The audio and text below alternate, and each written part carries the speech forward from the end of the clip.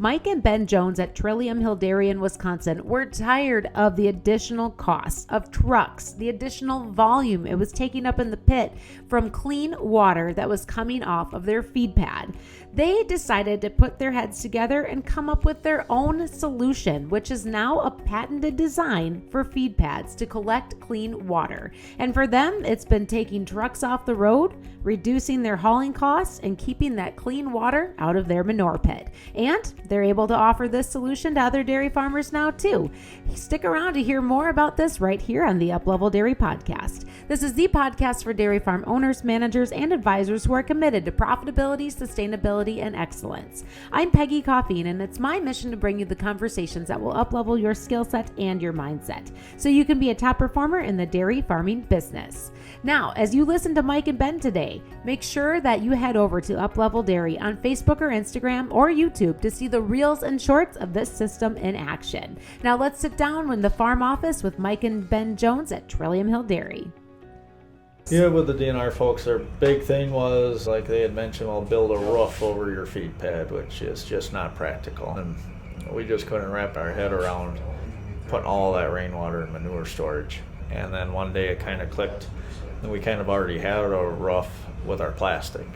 It took us a couple of years, but came up with a design that allows us to discharge about 95% of our rainwater right down the road ditch. DNR approved, no sampling, no testing, just by keeping it separate. And so that was huge for us because it saves us on pumping charges and more manure storage and bigger pits and kind of all the way down the line.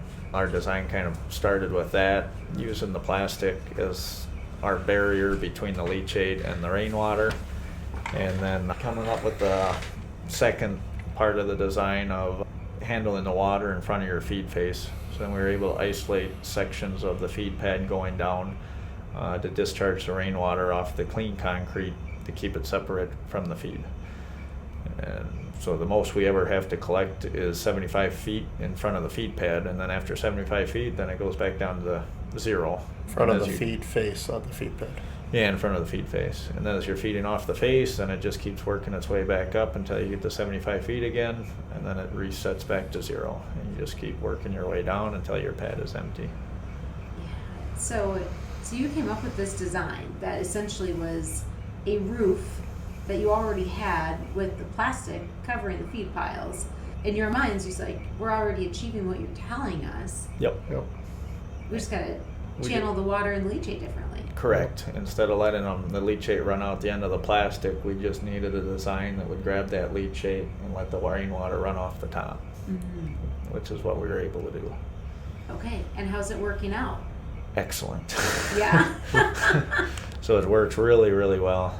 We haven't had any troubles with it. Works well. Very user-friendly, simple, efficient. And from the standpoint of, like any dairy, right, you've got a lot of people on the feed pad every day doing something. And so integrating with your current systems for feeding and cleaning and everything else, how did that all work out? Honestly, it was just a short training. It's no different than the parlor. You train the guys your protocols, and then it kind of is pretty set. Well, we were already cleaning the feed pad, so the only thing a guy has to do is flip the manhole cover. Literally, that's all it is. It's just recognizing your positioning on the feed pad, how far the face is back, and managing a manhole cover itself. Okay, talk a little bit and explain the manhole covers and how they come into play. When you make the pile of feed, there is a manhole cover on the edge that you just have to switch out with a sealed manhole cover, and then you pile feed on the top of it. And then once you're feeding off, you flip that for a perforated manhole cover that lets your clean water discharge down the ditch. Okay. So the manholes essentially allow you to collect all your leachate successfully, while simultaneously allowing you to discharge all of your clean water off of the clean feed pad once the feed's been used. So very simple solution. Very simple. Very simple. How did this change the game for you guys as you were growing your dairy? I didn't have to put in nearly as much manure storage. Well, the biggest thing is what the time and the savings on the water not going into the lagoon.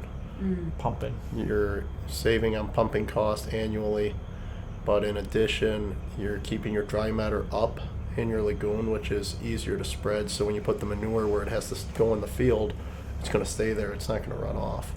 Like a year like this with all the rain, don't really notice a difference in our manure pit. But selling point wise, it saves road infrastructure in the long run, because you're not running the semis out 10 miles to get rid of manure. You're bringing your radius in closer to your dairy, so it's beneficial to the community, beneficial to the farmer for pumping costs, but it also allows you to potentially add cows without having to build more manure infrastructure or re-look at your permit for manure structure. Kind of feeds into the sustainability.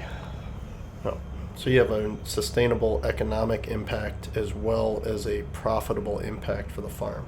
And that's an annual reoccurring impact. Yeah. So there's definitely some feel-good parts of this, but at the end of the day, the numbers are super compelling. Very compelling. Hit those highlight points again. So you can discharge 93 to 95% of your rainwater off your total feed pad. That's without any permitting. Yeah, it's no Yeah. additional permit. It's approved, but you don't have to do any water sampling or anything like that. And then it pulls in your manure hauling radius because you have less gallons that you got to haul. We figure it has about 11-month payback.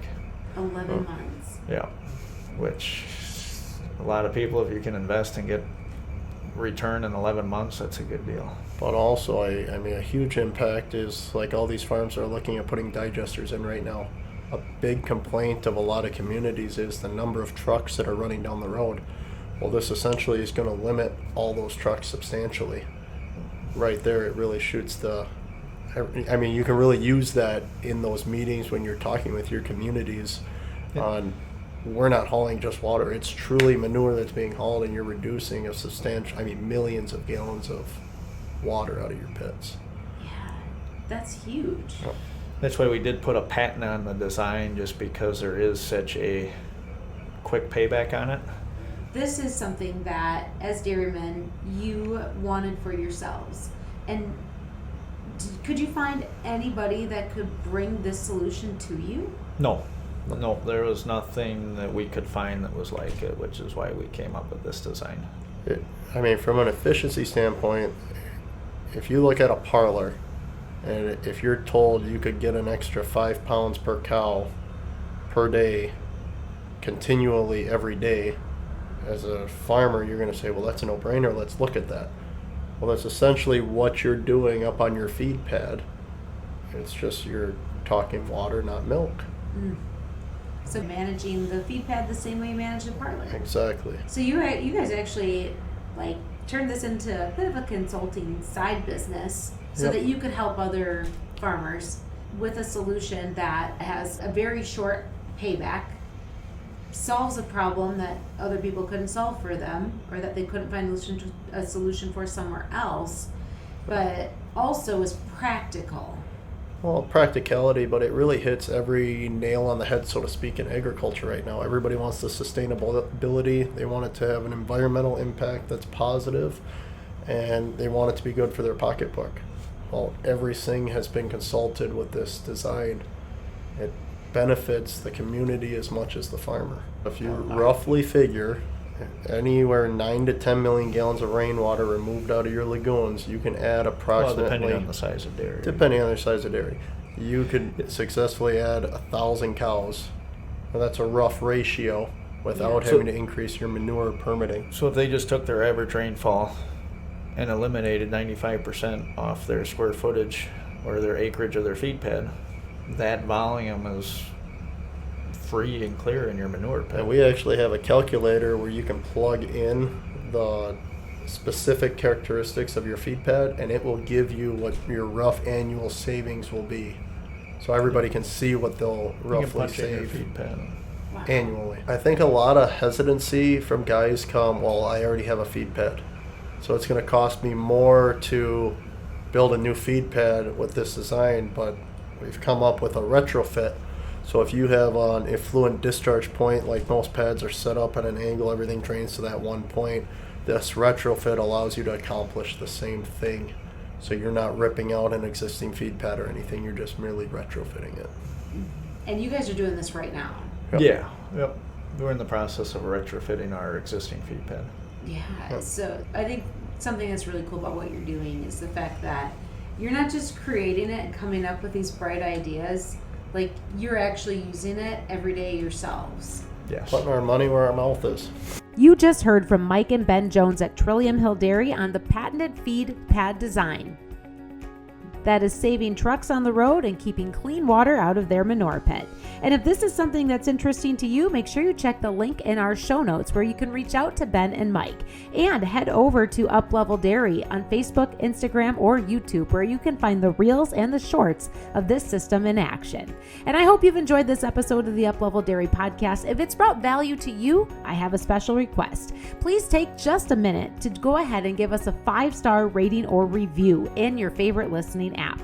It's those ratings and reviews that allow this show to keep going and to keep growing and to keep serving you. I'm Peggy Coffeen, and thank you for listening to the Up Level Dairy Podcast.